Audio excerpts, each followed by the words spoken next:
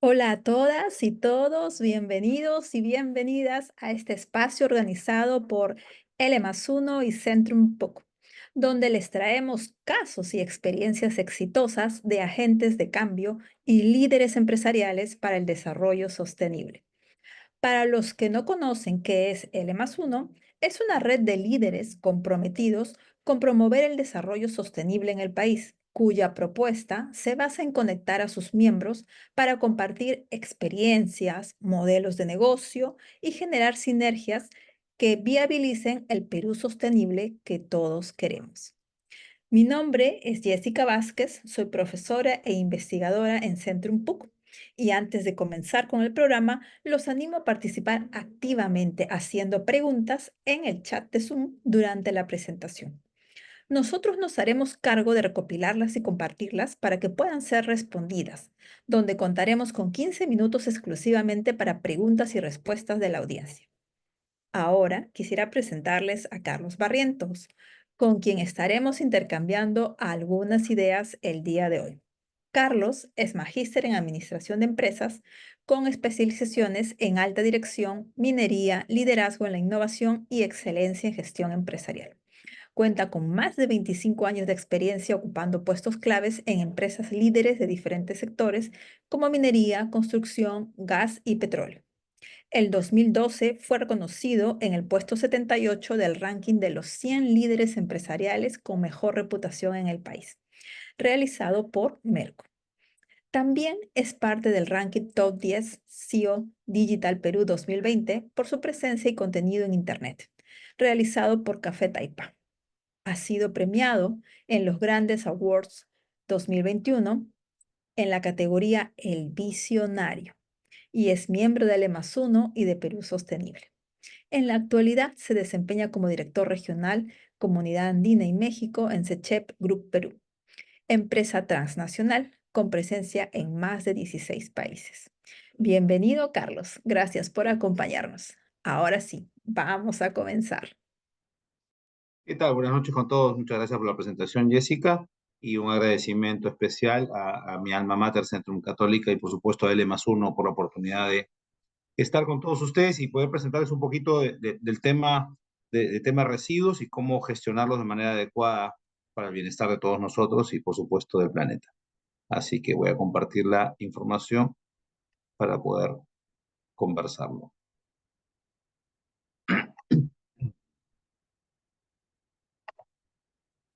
Muy bien, espero que la puedan visualizar.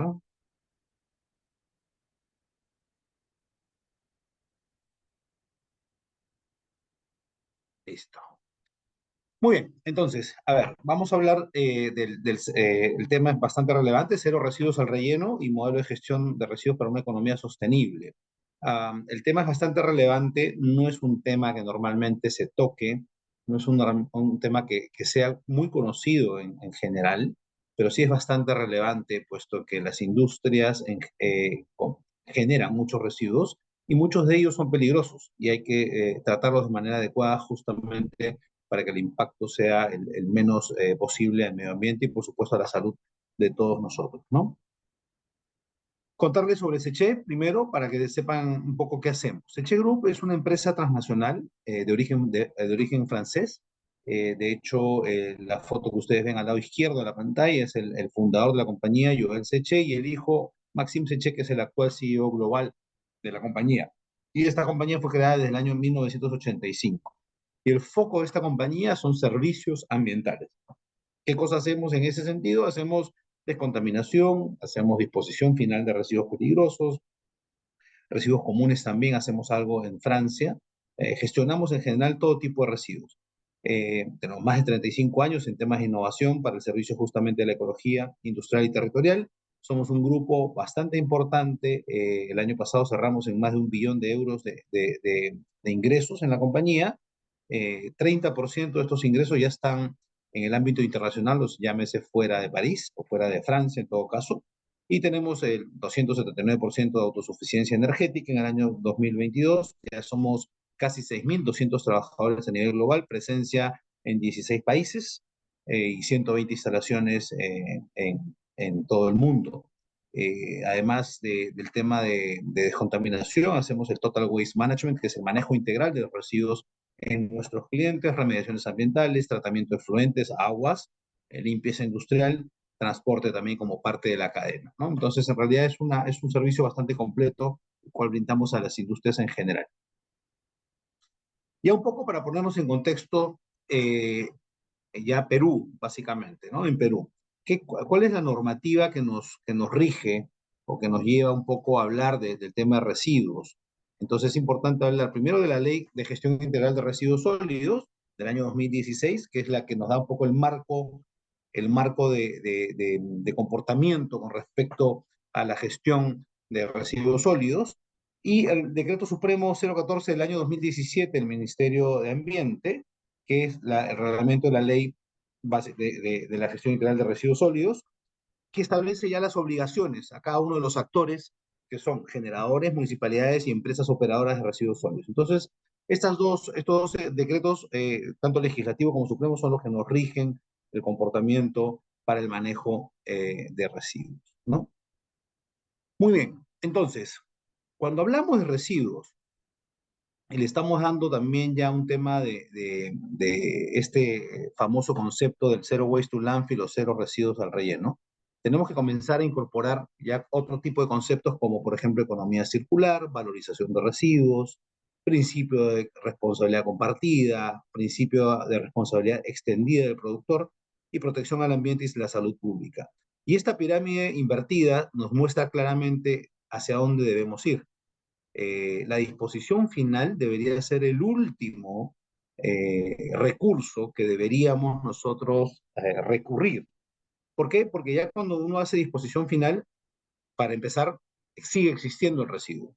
Entonces, más bien deberíamos ir hacia atrás y lo que estamos tratando desde todo punto de vista, tanto tecnológico, educacional, etcétera, es cómo minimizamos o eliminamos los residuos que vamos generando en cada una de las industrias y en el caso también del consumo nuestro, llámese residuo común, también. ¿Cómo hacemos hacia atrás para consumir, para generar menos residuos? Entonces, si miramos hacia atrás, ¿cuál es el concepto? Es menos disposición final, mayor valorización. Entonces, ¿qué tiene que ver eso? Reducción, minimización, reaprovechamiento, material de descarte. La valorización, cuando uno habla de valorización, es que te enfocas en un residuo y lo conviertes y lo incorporas dentro de una nueva cadena de valor. Por lo tanto, lo valorizas. Vuelve a ser usado en una cadena de valor, por lo tanto, deja de ser un residuo. Entonces, se puede usar como material para generar energía, reciclaje, compostaje, recuperación de aceites, entre otros. Hay muchos temas relacionados a esto que se están haciendo ya desde el día de hoy, ¿no? Entonces, debemos ir de una disposición final a una valorización, vamos a decir, lo máximo posible, ¿no? Que genere pues una economía circular a través de una valorización de los residuos. Este es el enfoque del Zero Waste to Landfill. Parece muy sencillo, sin embargo, en el camino hay muchas cosas que hacer, desde el hecho de la educación, de la segregación en cada uno de los, no solamente en la industria, sino en nosotros mismos, porque una vez que la segregación está mal hecha, ya hay una contaminación cruzada, por lo tanto ese residuo deja de ser reaprovechable y lo que hay que hacer es disposición final, básicamente por no saber segregar. Entonces, este es un concepto bastante importante y la educación, como en casi todo, vuelve a ser la base de que las cosas caminen y funcionen bastante bien. Entonces, ahora para enfocarnos, ¿qué son los residuos peligrosos? Que es un poco la especialidad del grupo. A pesar de que hacemos igual o gestionamos otro tipo de residuos, la especialidad del grupo va por el lado de peligroso, ¿no? Estos residuos básicamente son peligrosos porque representan un riesgo significativo para la salud o el medio ambiente o ambos, ¿no? Entonces, ¿qué características presentan? Básicamente autocombustibilidad, explosividad, corrosividad, reactividad, toxicidad, radioactividad y patogenicidad. Entonces, todos estos residuos peligrosos tienen que ser tratados previamente antes de ser dispuestos en un relleno de seguridad. Los rellenos de seguridad son totalmente distintos a los rellenos de residuos comunes. Y eso es importante saberlo, porque tienen distintas regulaciones y distinta permisología, por supuesto, porque necesita de un tratamiento previo. que en nuestro caso lo hacemos, por ejemplo, nosotros tenemos nuestro relleno de seguridad en Chilca, al sur de Lima, donde todos los residuos peligrosos son previamente analizados para ver qué tratamiento se hace, de tal manera que se le quita esa característica de peligrosidad y se hace una disposición final de manera adecuada con el menor impacto al medio ambiente y, por supuesto, a la salud de todos nosotros, ¿no? Así que esto es una especialidad bastante importante y sobre todo de mucho impacto para el medio ambiente y la población en general. Entonces, hablando ahora de los ámbitos de gestión, les mencionaba hace un momento, ahí tenemos los residuos no municipales y los municipales. Los municipales tienen que ver normalmente con los residuos comunes, llámense los que generamos todos nosotros en nuestros hogares, en las oficinas también algunas. La gran mayoría son residuos comunes, ¿no? Restaurantes, hoteles, en fin. Del otro lado tienes los no municipales, que tienes dos características, los peligrosos y los no peligrosos. Los peligrosos, lo que les acabo de mencionar hace un momento, que tienen que ir a un relleno de seguridad después de ser tratados adecuadamente. Y los residuos no peligrosos que van a un relleno sanitario, que es donde van los residuos comunes también, que los genera, o mejor dicho, los gestiona las municipalidades, ¿no? Y esto se hace a través de las empresas operadoras de residuos sólidos, que son empresas que tienen una permisología también bastante exhaustiva y que tiene que cumplirse al pie de la letra para justamente prevenir cualquier impacto hacia el medio ambiente y, por supuesto, hacia los peruanos, hacia la población en general. Ok, muy interesante la información que nos compartes, Carlos. Me surge una pregunta que sería, ¿en qué contexto se encuentra nuestro país con respecto a la gestión de residuos? Mira, es bien interesante la pregunta. El contexto varía un poco si es que miramos las industrias en general o el tipo de residuo. Podríamos decir que por el lado de la minería, por ejemplo, donde tenemos nosotros mucho enfoque, la gestión de residuos está bastante madura, porque claro, la minería hoy en día en Perú, afortunadamente, es gestionada u operada por jugadores globales, ¿no? Jugadores que vienen de otro lado del mundo, del primer mundo, y que vienen con estándares totalmente distintos.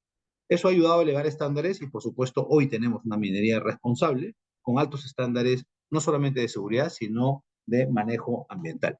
Eso es bueno, sin duda alguna. Sin embargo, otras industrias no tanto. Entonces hay que comenzar a elevar esos estándares por supuesto, ya si vamos por el lado de los residuos comunes, todavía no existe una cultura buena de segregación y de reciclaje. Estamos todavía en una etapa bastante primaria, a pesar de todos los esfuerzos que vemos en el día a día, todavía nos falta mucho. Ahora, hay un residuo que es bien importante que no lo he mencionado, que es el residuo hospitalario o biocontaminado. En ese caso específico, sí estamos todavía muy atrasados. De hecho, hoy día la normativa peruana permite enterrar ese tipo de residuos en rellenos comunes, lo cual es un estándar bastante bajo a nivel, ni siquiera a nivel mundial o comparándonos con países del primer mundo. Estoy hablando de comparándonos con países de la región, vecinos, nosotros estamos muy atrasados. Hoy en día, por ejemplo, todos los residuos que fueron generados por el COVID, eh, muchos están en los residuos comunes, en los rellenos comunes, perdón, lo cual obviamente es como que no guarda relación con estándares, ¿no? Entonces, claro, cuando uno va mirando hacia dónde vamos, sin duda, en teoría, deberíamos ir a elevar estándares, porque además recordemos que el mundo sigue consumiendo y la población aumenta el consumo, hay crecimiento económico, Perú, lo vemos claramente, seguimos creciendo, se incrementa el comercio y hay nuevas costumbres en general que se van generando en las poblaciones y en las nuevas generaciones. Por lo tanto, se van generando nuevos residuos también. Entonces, sí, a pesar de que venimos trabajando claramente en cómo disminuir los residuos para que menos residuos vayan al relleno, se comienzan a generar nuevos residuos. Claro ejemplo, los paneles solares. Si bien es cierto, la energía renovable es una salida muy interesante al cuidado del medio ambiente, hoy en día se está hablando de qué se va a hacer con los paneles solares que dejan de ser usados. Y ya es un residuo que hay que comenzar a gestionarlo, ¿no? Entonces, eso va a pasar, por supuesto, con muchas de las cosas que se van generando en el mundo, ¿no? Ahora, En el Perú, ya hablando del tema de rellenos de seguridad y rellenos autorizados mixtos, podemos ver en este mapa claramente dónde están ubicados. Eh, o sea, están en todo el país, pero como podemos ver claramente, tenemos al norte los rellenos de seguridad, al centro y al sur uno. No hay muchos rellenos de seguridad por varias razones. Uno, porque obviamente amerita una inversión bastante importante y la permisología en este país, desafortunadamente, entre comillas, es muy engorrosa. Como en casi todas las industrias en general, demora demasiado la permisología. Eh, Rellenos autorizados mixtos también hay varios más. Sin embargo, a pesar de que la permisología, todo ese trámite demora, no todos los estándares son de los mejores, ¿no? En general, faltaría todavía tener un mecanismo de control y de supervisión mucho más estricto y mucho más cercano para estar seguros de que una vez que tú obtuviste la permisología, lo cumples a carta cabal como debe ser, porque esto es muy sensible para el cuidado del medio ambiente y la población en general, como lo he mencionado, ¿no? Entonces, tenemos 11 rellenos de seguridad, 15 rellenos mixtos, 98 rellenos sanitarios, 531 infraestructuras de valorización. Las infraestructuras de valorización básicamente es sitios donde se valorizan residuos. Ejemplo, llevamos cartón y lo convierten en materia prima, ya sea para la industria de cartón o para cualquier otra industria donde se puede incorporar en la cadena de valor, ¿no? 8 plantas de transferencia y 9 plantas de tratamiento en el país. Carlos, ya que estamos en el tema, quisiera aprovechar para hacerte dos preguntas que tenemos del público. ¿Mm? Eh, Tenemos a Ronaldo Román que nos pregunta, ¿cuáles son regulaciones del relleno de seguridad? ¿Cuáles son las regulaciones del relleno de seguridad?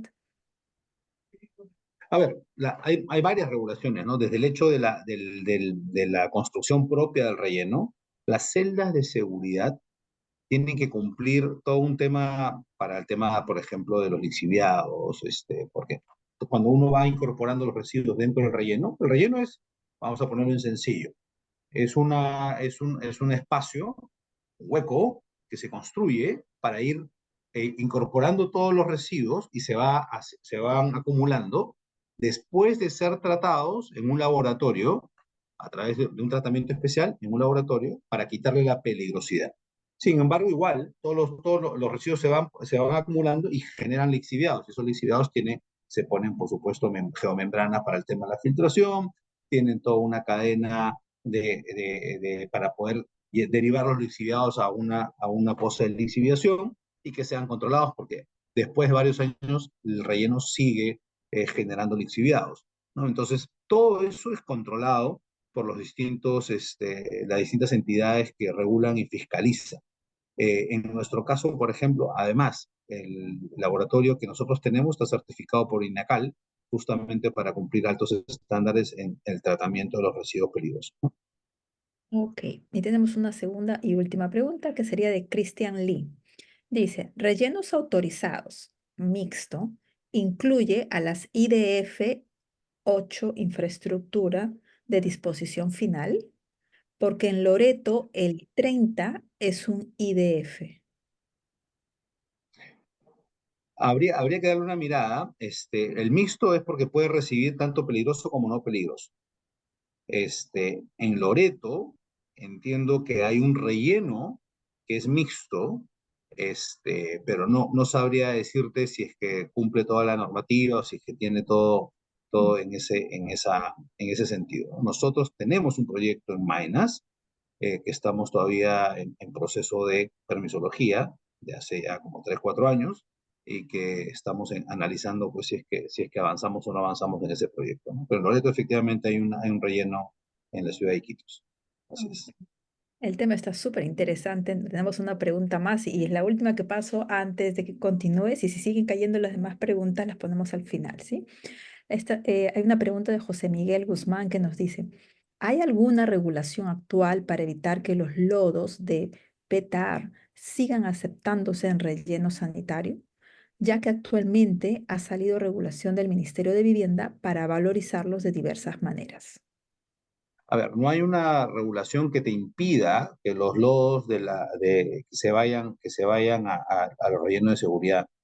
Nuevamente, cualquier residuo que tenga la característica de peligroso tiene que ser tratado previamente antes de disposición final. Entonces, lo importante es, lo ideal, no generar los lodos. Obviamente se van a generar porque estamos hablando de planta de tratamiento de aguas. Entonces, sí va a haber una generación de lodos. Cuando esos lodos tienen algo de peligrosidad, ahí es donde interviene un relleno de seguridad con altos estándares para, a través de un proceso físico-químico o el que fuese, sacarle la peligrosidad y hacer la disposición final de manera adecuada, ¿no? Si fuese un residuo que no tiene peligrosidad, va a un relleno común, ¿no? Pero siempre hay que fijarse hacia atrás, o sea, tratar de no generar los lodos. Y para eso también hay varias cosas por hacer. De hecho, en algún momento tenemos, por ejemplo, casos de generación de lodos, donde lo que hay que hacer es deshidratarlos, porque también el transporte tiene que ver, genera ineficiencias, tratar lodos con mucha humedad o con muchos líquidos, hay mucho peso, etcétera, y es ineficiente. Entonces hay un proceso de deshidratación también. Hay muchos casos y dependiendo justamente del tipo de industria, ¿no? Estás muteada, Jessica, por si acaso. Sí, continúa por favor, Carlos. Ok, Sí. muy bien. Bueno, algunos datos relevantes. En Perú, por ejemplo, 7 millones de toneladas al año de residuos sólidos urbanos, que básicamente son 20.000 toneladas día, 1.000 toneladas hora, ¿no? Los factores que había mencionado hace un momento, consumo, crecimiento económico, incremento del comercio, nuevas costumbres. Entonces, las cantidades son bastante relevantes, ¿no? Entonces, sí, esto nos llama un poquito a la reflexión, a ver qué cosas hacemos para no generar tanto, ¿no? Y por el lado de peligrosos no municipales tenemos 150.000 toneladas año, más los eventos o emergencias ambientales que puedan suceder. Un derrame ambiental o alguna contaminación de alguna de las industrias, esto no tiene nada que ver con eso. Entonces, son 150.000 toneladas año más cualquier evento o emergencia ambientales.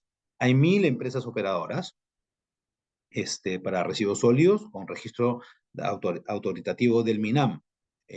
Habría que ver si todas están funcionando y habría que ver si todas todavía cumplen la normativa, pero hay 1.000 en todo caso en registro, ¿no? Y hay 1.600 botaderos informales y 631 puntos críticos. Y esto sí eso es grave, ¿no? Estos botaderos informales, puntos críticos, que además están a vista y paciencia de las mismas autoridades, y ahí todavía nos falta, por eso que mencionaba yo, falta mucho el tema de control y de supervisión muy cercano, porque esto obviamente son focos de peligrosidad para todos, para toda la población, ¿no? Entonces ahí falta trabajar mucho este tema. Ok, y ahora me surge una pregunta sobre el Zero Waste to Landfill. ¿Cómo lo logramos? ¿Cómo alcanzamos el cero residuos al relleno? ¿Es eso posible? Es posible, ya hay casuística al respecto, de hecho lo hemos logrado en una operación en Sudáfrica con un cliente minero, estamos replicando eso en algunos clientes mineros en Perú también. Como mencionaba al inicio de la presentación, la pirámide invertida nos dice claramente cuál es la hoja de ruta, de manera sencilla. Sin embargo, obviamente hay mucho trabajo por hacer, ¿no? Y una de las cosas, no, de lo que se habla en general cuando hablamos de estos temas hablamos de las 3 R's, ¿no? Cómo reducimos, cómo reusamos y cómo reciclamos, ¿no? Entonces, claro, eh, y esto es importante, nuevamente, la cultura y la estrategia de la compañía, porque hablamos del comprador. Hoy, ¿cómo cambiamos los comportamientos de compra? Entonces, hay que ir hacia atrás de la cadena de valor. O sea, no se trata de trabajar solamente con tu cliente, sino con los proveedores de tu cliente. Porque, claro, cuando tú te encuentras con residuos, vamos a llamarle los stretch film, porque así trasladan todos los productos en un cliente X, habría que ir hacia atrás al proveedor y decirle: ¿qué otra cosa qué otro producto puedes usar que no sea el stretch film para no generar tantos residuos? Por ejemplo, o en todo caso, ¿cómo hacemos para que el stretch film que estás usando en tus productos lo podamos reusar en tu misma cadena de valor? ¿Cómo tratamos eso? ¿De qué manera tratamos tus productos para que puedas reusarlos, ¿no? El productor, desde el diseño, por supuesto, de los productos que lancen al mercado, tienen que ir pensando cómo hacer que la materia prima pueda ser reusada en otra cadena de valor. Por ejemplo, vaso descartable. En el tema de reusar, por ejemplo, nosotros tenemos una planta térmica, un incinerador, que es uno de los más importantes de la región, en Villa El Salvador, para tratamiento de biocontaminados industriales y hospitalarios. En ese sentido, por ejemplo, nosotros reutilizamos el agua caliente que se genera en el horno para hacer limpieza de alguna de las partes que tenemos ahí y de los contenedores que tenemos que usar para esta operación. Y reciclar, si no podemos reducir, no podemos reutilizar, debemos valorizar el residuo, que mencionaba hace un momento, ¿no? Hay que valorizar el residuo e incorporarlo a una nueva cadena de valor. Un poquito para que puedan ver acá gráficamente qué significa el Total Waste Management en una operación. Podemos ver en la parte izquierda, el cliente es el que genera el residuo. Y lo estamos poniendo al cliente, sin embargo, hay mucho por atrás, ¿no? Los proveedores, los productores, etcétera. Pero vamos a poner al cliente, que es a quien se le brinda el servicio. Entonces, nosotros lo que hacemos es, hacemos la recolección dentro de las instalaciones del cliente. Imagínense, este es un cliente minero, ¿no? Entonces, estamos en la mina, el cliente. Dentro de la mina hacemos la recolección dentro de las instalaciones del cliente. Cuando hablamos de recolección, ya el residuo está segregado. Entonces, pero hay que trabajar mucho en la segregación. Por eso que parte de nuestro servicio es trabajar en la cultura de segregación con todos los trabajadores y las contratas que están en la mina. Porque si está mal segregado, está contaminado, comienza justamente a generarse más residuos al relleno, ¿no? Vemos el tema del almacenamiento de los residuos según la clasificación. Hacemos un tratamiento físico-químico de fluentes, orgánicos, dependiendo del tipo de residuo, y de ahí pasa a ya un tema de transporte, si es un orgánico lo que fue, o lo que se pueda valorizar, pasa a una valorización, y cuando llega a nuestras instalaciones se hace un análisis, como les mencionaba en el laboratorio, se le hace el tratamiento para quitarle la peligrosidad y pasa a una disposición final en nuestro ecocentro chip. Este es el servicio por excelencia que nosotros brindamos a nuestros clientes para el manejo integral de sus residuos en cada uno de los sitios, ¿no?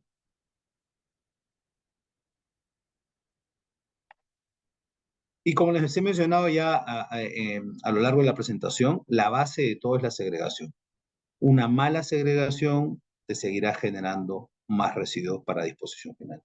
Y nuevamente la educación, bueno, parte fundamental para poder trabajar en esto. Muchos hemos visto, no solamente en nuestros trabajos, en nuestras oficinas, en los sites mineros, sino también hasta en los colegios, que ya hoy día se comienza a tener una cultura mayor de segregación. Y vemos los distintos colores para los desechos, ¿no? Sin embargo, no necesariamente todos cumplen, y ahí es donde viene justamente el tema cultural, ¿no? Entonces, si yo estoy con un residuo X y lo coloco no en el tacho adecuado, estoy generando una contaminación. Y lo más probable es que todo lo acumulado en esa recipiente ya está contaminado y por lo tanto tendrá que irse a disposición final, ¿no? O sea, imagínense papel y cartón, donde todo esté perfectamente segregado, pero llega alguien con un trapo con aceite y lo tira en ese envase, ya todo se contaminó. Entonces tenemos ahora papel y cartón contaminado con hidrocarburos. Y eso lo que se tiene que hacer es disposición final. Ya no se puede reciclar, ya no se puede reutilizar, por lo tanto, hemos perdido la oportunidad de incorporarlo a una nueva cadena de valor y por lo tanto hemos complicado todo, ¿no? Más aún si colocamos peligrosos, ¿no? Colocamos algún biocontaminado, un estacho no adecuado, pilas, en fin, lo que fuese.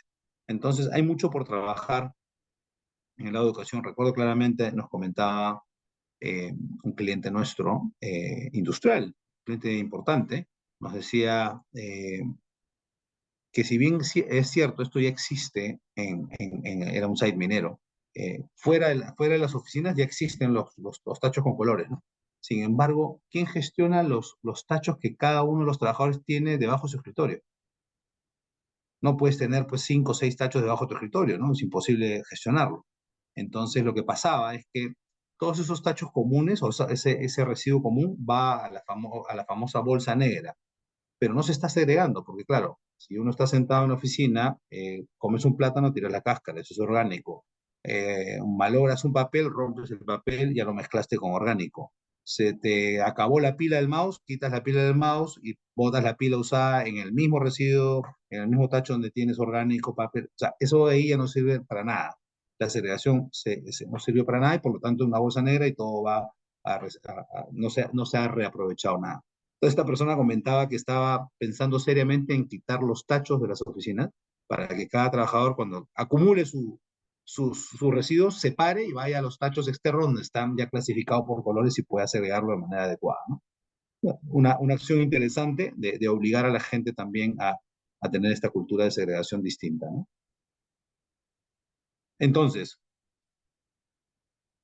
para esta correcta valorización de la cual hemos estado conversando, eh, hay varios residuos que puedan ser reaprovechados, por supuesto, y esto sirve ¿para qué? Para que tenga una finalidad útil al sustituir otros materiales o recursos en los procesos productivos.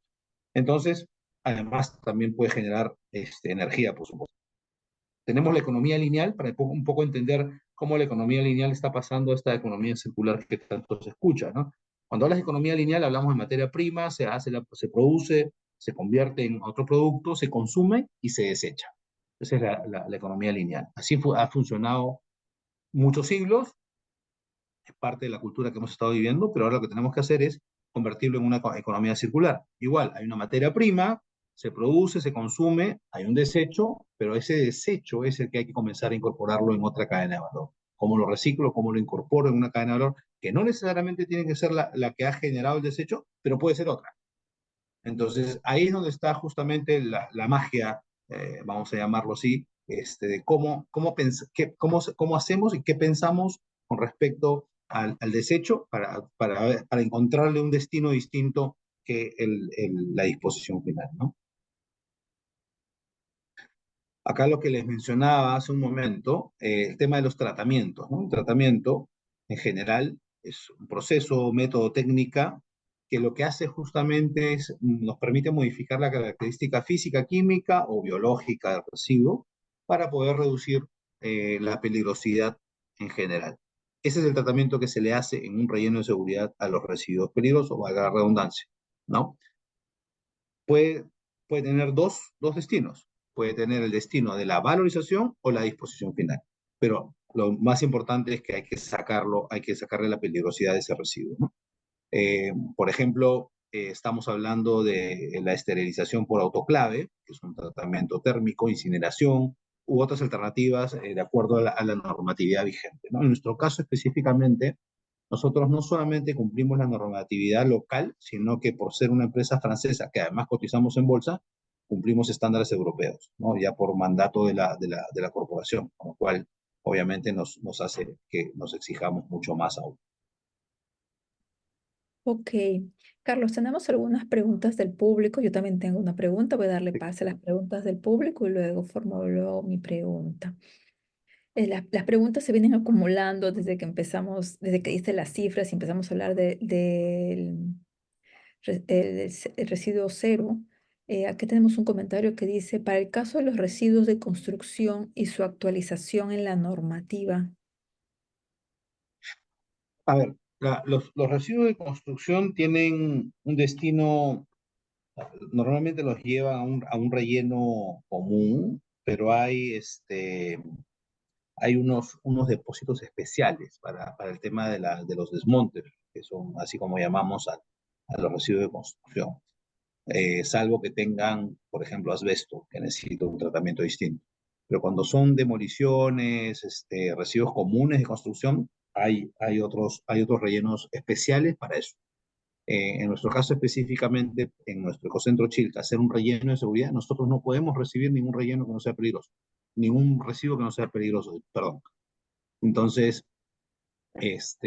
nosotros no recibimos de construcción, no recibimos residuos comunes, sino solamente peligrosos, ¿no?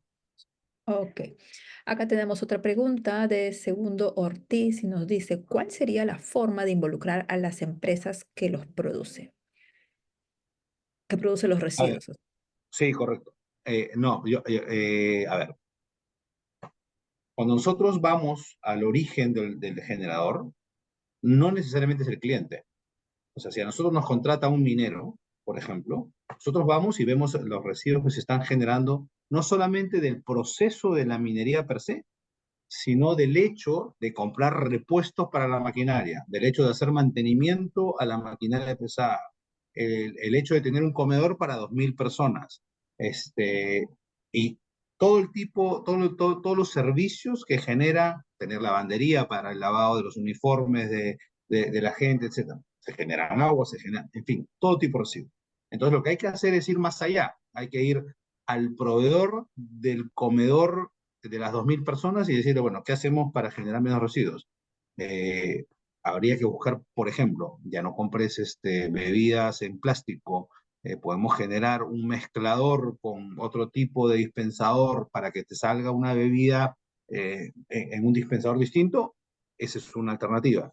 Ya no trae, ¿cómo hacemos para los residuos orgánicos? Ya no hay que sacarlos de la mina, hagamos compostaje en la mina. Se están haciendo mucho tema de compostaje en la mina. Entonces, no solamente trabajar con la mina, sino con los proveedores de la mina. ¿Y cómo los vamos incorporando o haciéndolos partícipes de esta iniciativa? Es midiendo. Finalmente, lo que no se mide no se mejora. Lo que hacemos es, mira, esta es la línea base, así hemos encontrado, tú generas tantos residuos y de estos residuos solamente se han podido reaprovechar X%. Entonces nos ponemos metas y comenzamos a trabajar con cada una de las partes de la cadena de valor. Esa es la forma de incorporarlos, pero además de comprometerlos, ¿no? Ok, tenemos otra pregunta de John Portilla. ¿Cómo debemos actuar para eliminar los botaderos informales? Yo creo que para empezar, la gente debe comenzar a denunciarlos. Yo creo que nos falta o sea, cultura de denunciar las cosas que se hacen mal. Y por supuesto, ponernos fuertes porque, claro, cuando un botadero informal funciona es porque hay alguien atrás que probablemente esté protegiéndolo, ¿no? Este, Probablemente algunos actos de corrupción que, nuevamente, hay que denunciarlos, ¿no? Y por supuesto, hay que insistir a las entidades de control y de fiscalización que hagan su trabajo, porque es evidente que no se gestiona y no se controla adecuadamente.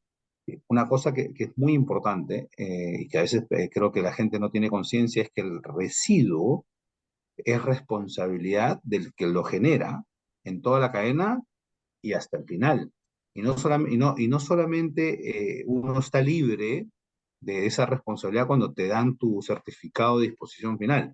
No, si en algún momento hay una fiscalización y encuentran un residuo, ese residuo es trazable y se llega al generador y no ha sido tratado adecuadamente, no importa que tú tengas tu certificado de disposición final, tú eres el responsable de que no se haya dispuesto adecuadamente el residuo y es una responsabilidad hasta penal. Entonces hay que tener mucho cuidado, a veces la gente no tiene esa conciencia de que hay una responsabilidad detrás bastante fuerte, ¿no?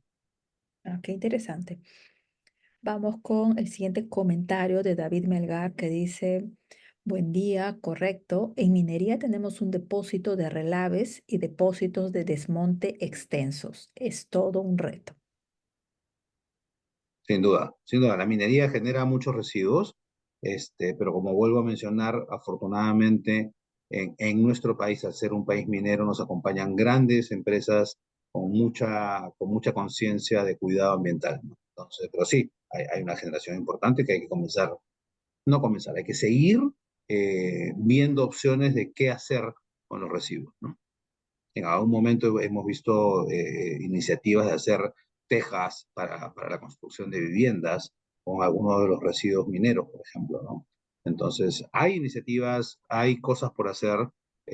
Afortunadamente tenemos fácil acceso a información de nuevas tecnologías y nuevas iniciativas a nivel internacional que nos permiten justamente mirar las cosas de una manera distinta, ¿no?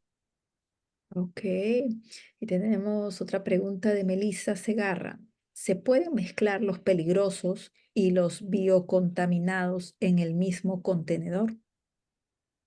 No, a ver, lo que se tiene que hacer, siempre la segregación tiene que ser lo más estricta posible.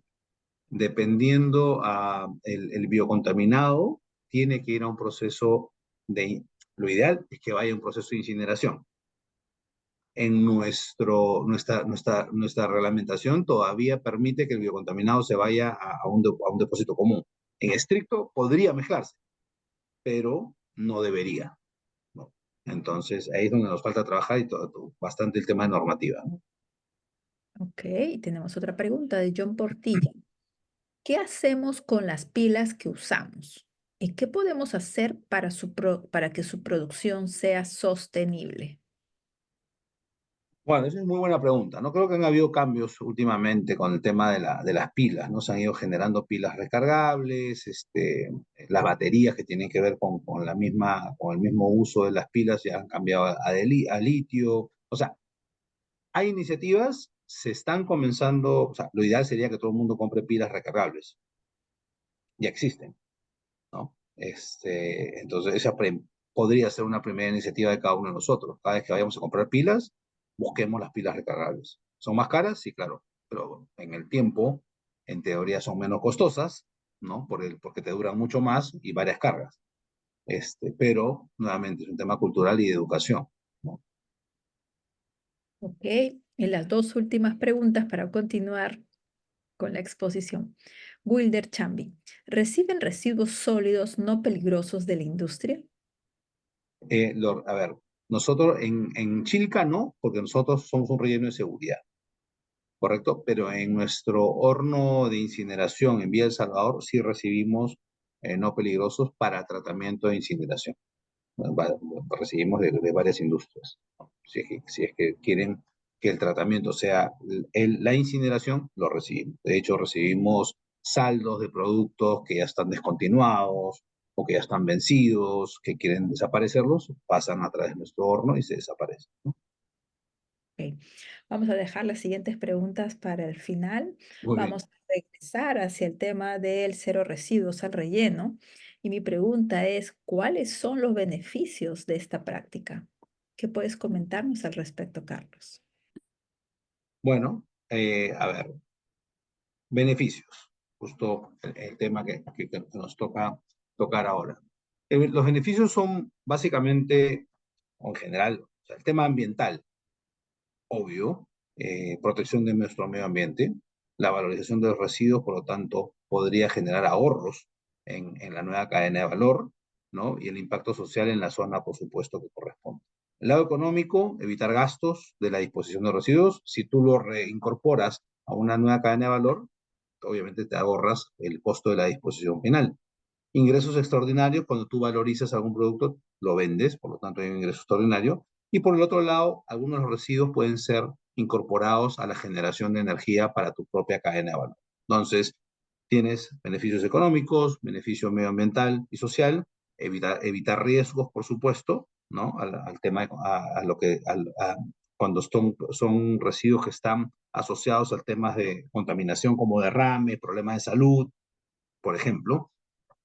Este, Hay un claro ejemplo, las aves más contaminadas con mercurio de Sudamérica están en el Perú, para poner un ejemplo, ¿no? Y otros beneficios que había, justo mencionaba este caso hace un momento, hay empresas que han llegado al Zero Waste to Landfill al 95%, como una mina de Anglo American en Sudáfrica, y por supuesto obtiene estos beneficios en lugar de gastar. Y está demostrado que muchas empresas pagan su gestión integral de residuos con la comercialización. Vale decir, que cuando se hace una buena gestión de residuos, el hecho de valorizar los residuos paga todo el servicio. De hecho, es una de las formas con las cuales también se mide el servicio que nosotros brindamos. A raíz de una buena segregación y una buena valorización, todo lo que se puede comercializar, justamente valorizar para incorporarlo a una nueva cadena de valor, eso representa ingresos para el cliente y en muchos casos eso paga el servicio que nosotros brindamos a nuestros clientes, ¿no? Entonces, beneficios hay. Lo que hay que hacer es el esfuerzo de hacerlo de manera seria, ¿no? Por ejemplo, ya en esta conversación de logros por nuestro lado y qué cosa hemos hecho en este mundo de la economía circular y de la valorización, ¿no? Por ejemplo, en el tema de tratamiento de efluentes industriales, ¿no? Lo hacemos en nuestro ecocentro Chilca, un poco acá relacionándolos a los ODS, ¿no? A los Objetivos de Desarrollo Sostenible, ¿no? En este caso, agua limpia y saneamiento. En el tema, en el horno que tenemos, en el aprovechamiento energético, aceite vegetal, combustible usado y aceite industrial, nosotros lo estamos incorporando a una planta cementera en el sur del país. Entonces se usa ya como parte de su generación de energía para el horno cementero en el sur. Eso tiene que ver obviamente con la industria, innovación e infraestructura en el tema de las ODS Y en el tema de reutilización de envases de sustancias químicas, también lo hacemos nosotros para lavado industrial y aprovechamiento para un nuevo uso. Entonces, estas son algunas iniciativas que hemos logrado hacer: valorización de papel y cartón. Lo hacemos con una asociación que se llama Mujeres Ecosolidarias. Ya lo hacemos mucho de estos temas. Valorización de plásticos también. Con los plásticos reutilizados se logran fabricar botas de lluvia, escobas, mantas, entre otras cosas. Y reciclaje de colchones. Lo enviamos a una empresa local conformada por mujeres, promoviendo el empleo femenino a partir de la valorización de estos residuos, ¿no? Entonces, hay muchas iniciativas, nuevamente, no son suficientes, pero trabajamos justamente mirando la valorización de ese lado como estrategia ya del grupo, ¿no? Del grupo y de un poco de la cultura que tienen que tener todas las industrias, ¿no? Ahora les voy a compartir un video corto, ya casi para finalizar la presentación y un poco la exposición, para que tengan una idea un poquito más gráfica de lo que hacemos.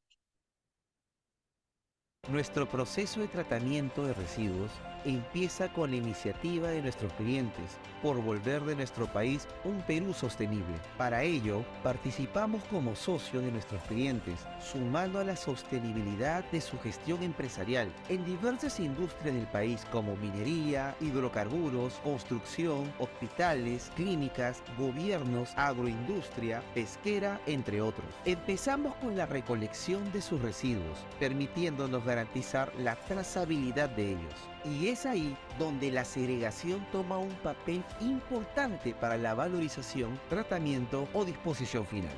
Contamos con nuestra propia flota de transporte, conformado por vehículos autorizados y respaldados internacionalmente para el transporte de diversos tipos de residuos, siendo sus unidades acondicionadas de manera adecuada a las necesidades del servicio requerido. Contamos con un laboratorio de última tecnología donde asignamos el correcto tratamiento según las características del residuo en nuestras plantas. Planta Térmica VES, donde se encuentra el incinerador más grande de Sudamérica y cuenta con la capacidad de tratar residuos biocontaminados y de otras industrias de diversos sectores. En nuestro ecocentro Chilca tratamos más del 90% de los residuos generados en la gran minería, operando bajo estándares europeos, apostando por la calidad ambiental. Dentro de ella se encuentra nuestra Petari, donde tratamos aguas residuales industriales. Además de sus servicios de gestión de residuos, Seche Group Perú también participamos en proyectos de remediación ambiental, contribuyendo a la recuperación de zonas afectadas por la contaminación, teniendo la experiencia trabajando en la selva y costa, remediando muchas hectáreas a nivel nacional. En Seche preservamos la biodiversidad, ya que ejercer un servicio sostenible es nuestra prioridad. Seche Group, innovando por un mundo mejor y siendo tu máximo aliado para lograr una economía sostenible. Nuestro Muy bien, y con esto finalizo la presentación y nada, les agradezco la atención y a la presentación. Pues ahí tienen un código QR para que nos puedan conocer más en caso quieran alguna información adicional. Me pueden encontrar por LinkedIn también o en la página web. Encantado de poder absolver cualquier duda. Si hay alguna pregunta adicional en el tiempo que queda, encantado. Si no, igual, por favor, nos escriben y podemos Tenemos un absolver par las de consultas también posteriormente. Tenemos un par de preguntas. Francos Follano nos dice, para el caso de residuos de asfalto, ¿cómo se considera su peligrosidad y cuáles serían las opciones de tratamiento? A ver, no tengo la respuesta exacta. Te voy a contar un caso que hemos tenido hace poco y te mentiría si es que supe el destino final, pero querían enviarnos, de hecho, residuos de asfalto y creo que tramitaron con la autoridad respectiva para que sea tratado como residuo no peligroso. Y no nos llegó ese residuo. Por lo tanto, entiendo que habrían aprobado que lo que es residuos provenientes de asfalto no es peligroso. Entonces, pero te estoy hablando de un caso puntual. Habría que analizar a profundidad la normatividad, ¿no? Pero entiendo que aparentemente podría tratarse como residuo no peligroso. Ok, Karin Linares nos pregunta, ¿los centros de acopio de residuos peligrosos tienen disposiciones específicas? ¿Perdón, la pregunta? No te copio. ¿Los centros de acopio de residuos peligrosos tienen disposiciones específicas? Sí, así, todo lo que es residuos o todo lo que tiene que ver con residuos peligrosos tiene una normatividad bastante exigente, no solamente para el almacenamiento, sino para el tiempo que tú tienes para tratar los residuos. Tienes tiempos límites, tienes formas de almacenarlo y obviamente ya los procesos en sí que tienes que efectuar para finalmente la disposición final. Todo está bastante normado y son bien exigentes. Ok, tenemos una pregunta de Leidiana Menacho. En el caso de las universidades públicas, este tipo de entidades están obligadas a tener el certificado de disposición final. Por ejemplo, en el caso de los residuos del comedor universitario, que en su mayoría son residuos orgánicos. A ver, o sea, el residuo que requiere de una certificación es el peligroso. Todo lo demás va a un relleno de residuos comunes, ¿no? Relleno sanitario. Ahora, las universidades sí generan residuos peligrosos. Acordémonos que en las universidades hay laboratorios, hay una serie de procesos que sí generan residuos peligrosos. Esos residuos peligrosos tienen que tener un certificado de disposición final autorizado, ¿no? De todas maneras. Ok, pregunta de Christian Lee. ¿Cómo deben modificarse lineamientos, reglamentos y ordenanzas para llegar al Zero Waste Landfill? Interesante pregunta, pero además bastante ambiciosa. Yo creo que primero tiene que haber una voluntad política y una conciencia ambiental bastante madura en las entidades que tienen responsabilidad sobre el tema ambiental.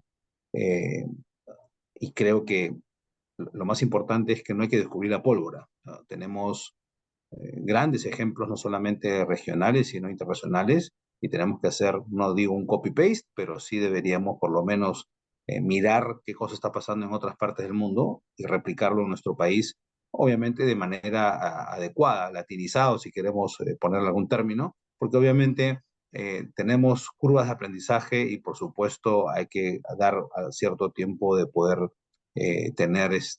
poder adaptarnos a la nueva norma, ¿no? Pero hay que hacerlo, hay que hacerlo. Eh, Creo que deberíamos comenzar a buscar cambiar ese tipo de normas y desde los que ya estamos haciendo cosas muy parecidas, como las empresas mineras y las empresas que estamos metidos seriamente en temas ambientales, exigir eso a los proveedores con los cuales trabajamos. Todo es una cadena. Entonces, si hoy día nosotros hacemos algo de una manera, debemos exigir que nuestros proveedores hagan exactamente lo mismo, ¿no? Porque si no, no estaríamos siendo congruentes. ¿Es difícil? Sí, es difícil, porque no todos tienen la posibilidad de tener o de cumplir ciertas normativas, pero hay que comenzar a hacerlo, ¿no? Ok, y la última pregunta. em, Nosotros sabemos que el uso de la tecnología siempre va a facilitar los procesos y en el caso de el manejo de residuos, la inteligencia artificial está haciendo aportes. ¿Qué tecnologías basadas en inteligencia artificial se están utilizando en el país? A ver, Como que una podría toda- mencionarnos. ajá. Todavía muy poco, desafortunadamente. Se está usando tecnología por el lado educativo, por el lado de la segregación. De hecho, hemos desarrollado algunas aplicaciones interesantes para educar en la parte de segregación, para justamente en el inicio de la cadena de valor nos ayude a que la segregación esté hecha de una mejor manera. Tenemos algunas cosas por el lado, por ejemplo, de tratamiento de aguas. Por supuesto, es un proceso que sí nos permite sensorizar mucho más el proceso. Eso sí nos ayuda. Y claro, cuando ya en el proceso puedes sensorizar, obviamente puedes utilizar inteligencia artificial para llevar el control de todo el proceso tal cual. Pero todavía nos falta mucho más. Nos falta mucho más en el hecho de utilizar la inteligencia artificial para estos procesos. Ok, muchas gracias, Carlos. Vamos a compartir con nuestra audiencia un QR para que puedan llenar la encuesta sobre el evento. Y a la vez les comunico que el próximo evento que tenemos programado es Estándares de Sostenibilidad para la Gestión Empresarial con Diana Méndez, directora ejecutiva LAC de Insuco y exdirectora ejecutiva de L más uno. Les agradecemos a todos por su participación, por sus preguntas. A todos los que nos están viendo por los canales digitales, muchas gracias por su tiempo y su participación. Ha sido un gusto estar con ustedes. Buenas noches. Buenas noches a todos, muchas gracias por acompañarnos. Hasta una próxima oportunidad. Saludos. Chao.